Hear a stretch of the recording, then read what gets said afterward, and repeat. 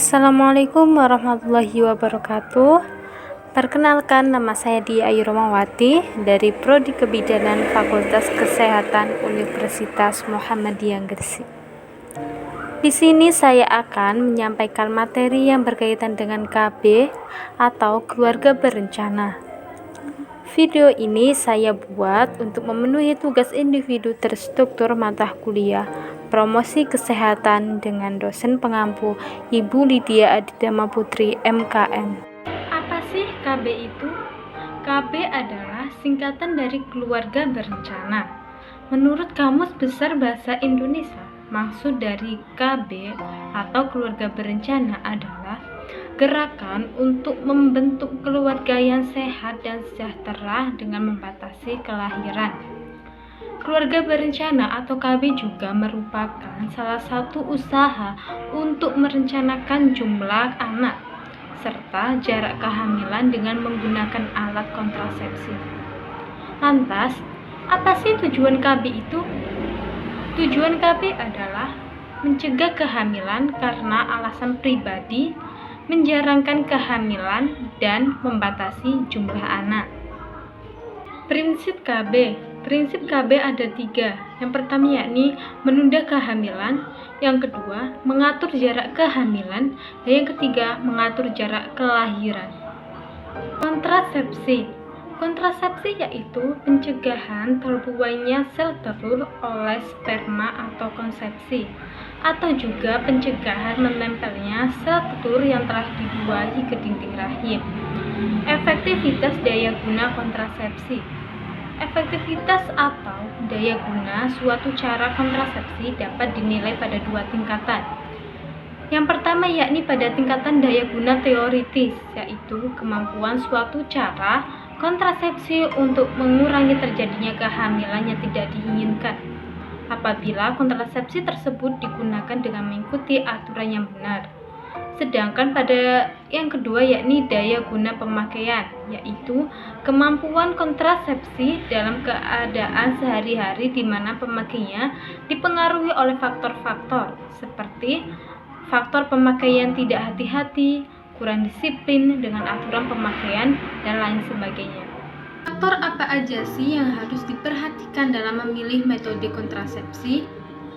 Di sini ada 2 faktor yang harus diperhatikan. Yang pertama yaitu faktor pasangan, dan yang kedua faktor kesehatan. Faktor pasangan yang harus diperhatikan adalah umur, gaya hidup, frekuensi senggama, jumlah keluarga yang diinginkan, pengalaman dengan kontraseptifum yang lalu, sikap kewanitaan, dan sikap kepriaan. Dan yang kedua yakni faktor kesehatan, yaitu status kesehatan, riwayat haid, riwayat keluarga, pemeriksaan fisik, dan pemeriksaan panggul. Macam-macam metode kontrasepsi. Di sini ada 4 macam metode dalam kontrasepsi. Yang pertama yaitu metode kontrasepsi sederhana, yang kedua metode kontrasepsi hormonal, yang ketiga metode kontrasepsi dengan alat kontrasepsi dalam lahir atau AKDR, dan yang keempat yakni metode kontrasepsi manta. Yang pertama yaitu metode kontrasepsi sederhana. Metode kontrasepsi sederhana terbagi menjadi 2 metode.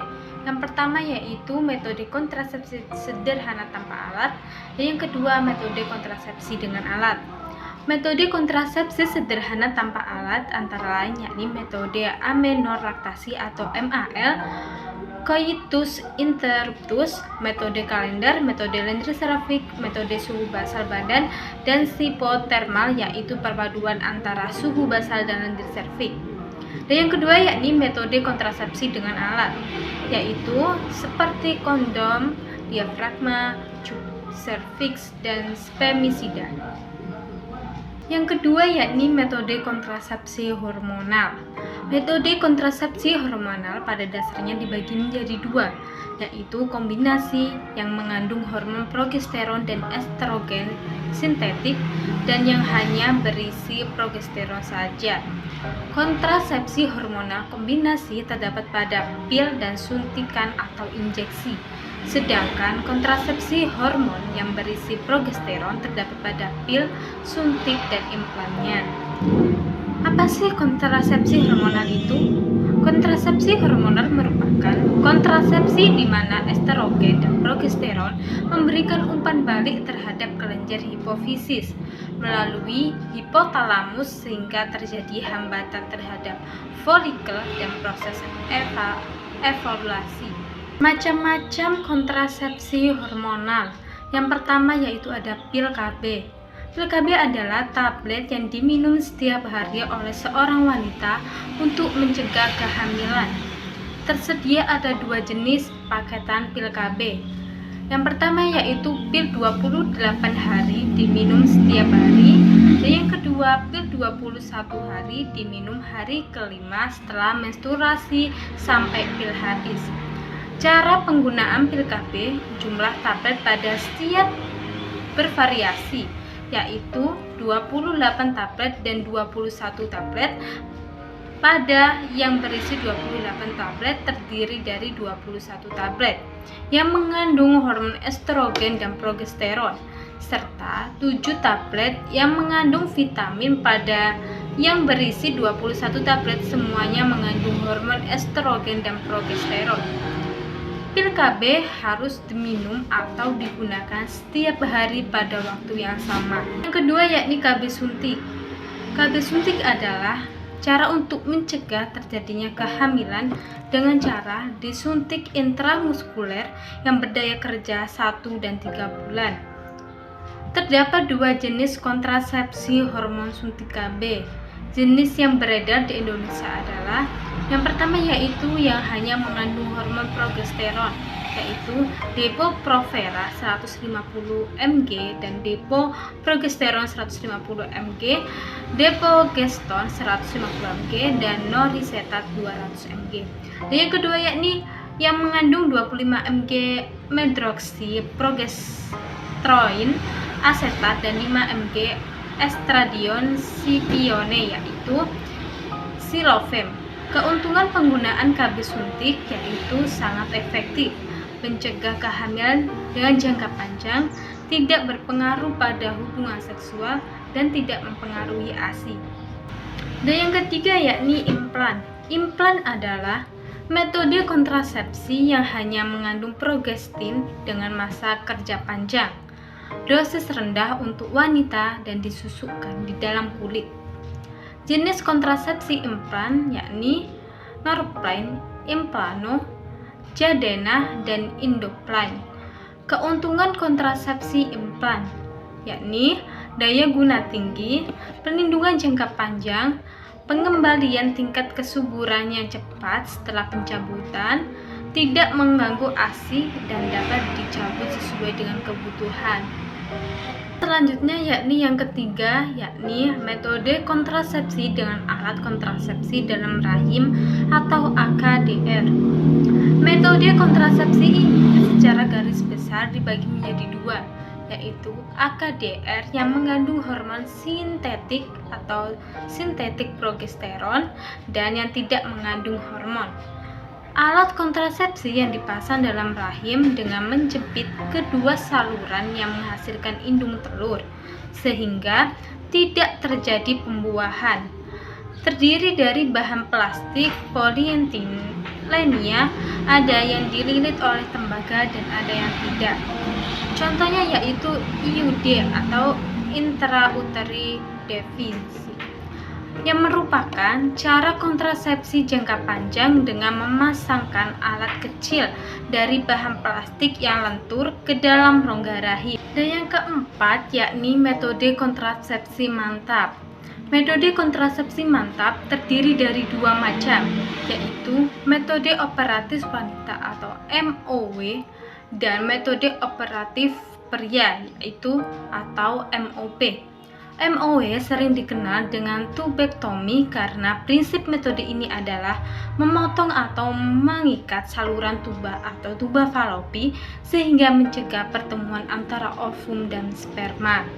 Sedangkan MOP sering dikenal dengan nama vasektomia. Vasektomi yaitu memotong atau mengikat saluran vas deferensi sehingga cairan sperma tidak dapat keluar atau ejakulasi. Dan mengapa sih harus mengikuti program KB atau keluarga berencana? Karena program keluarga berencana atau KB umumnya digunakan untuk mengendalikan kelahiran dan pertambahan penduduk. Program ini berfungsi untuk mengurangi populasi penduduk pada suatu negara agar tidak ada kepadatan penduduk yang memberikan dampak bagi perekonomian keluarga dan stabilitas negara. Dan juga untuk mencegah terjadinya pernikahan di usia dini, menekan angka kematian ibu dan bayi akibat hamil di usia yang terlalu muda atau terlalu tua, dan juga akibat penyakit sistem reproduksi. Program KB atau keluarga berencana juga memiliki manfaat. Yang pertama yaitu memungkinkan wanita untuk mengatur kesuburan sehingga mereka dapat memutuskan bila dan kapan mereka ingin hamil dan memiliki anak.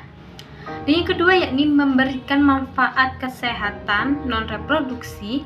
Metode kontrasepsi hormonal gabungan yaitu estrogen dan progesteron dapat menurunkan risiko kanker ovarium dan endometrium. Dan yang ketiga yakni kemampuan untuk mengontrol kesuburan juga memungkinkan wanita untuk lebih mengontrol aspek lain dari kehidupan mereka. Misalnya, memutuskan kapan dan mengapa mereka menikah. Dan yang keempat yakni mencegah efek kesehatan jika dari kehamilan yang tidak diinginkan dan mengurangi aborsi. Terima kasih. Itulah penjelasan dari saya, dan jika ada kekurangan atau kesalahan baik dalam segi materi maupun perkataan saya mohon maaf sebesar-besarnya. Wassalamualaikum warahmatullahi wabarakatuh.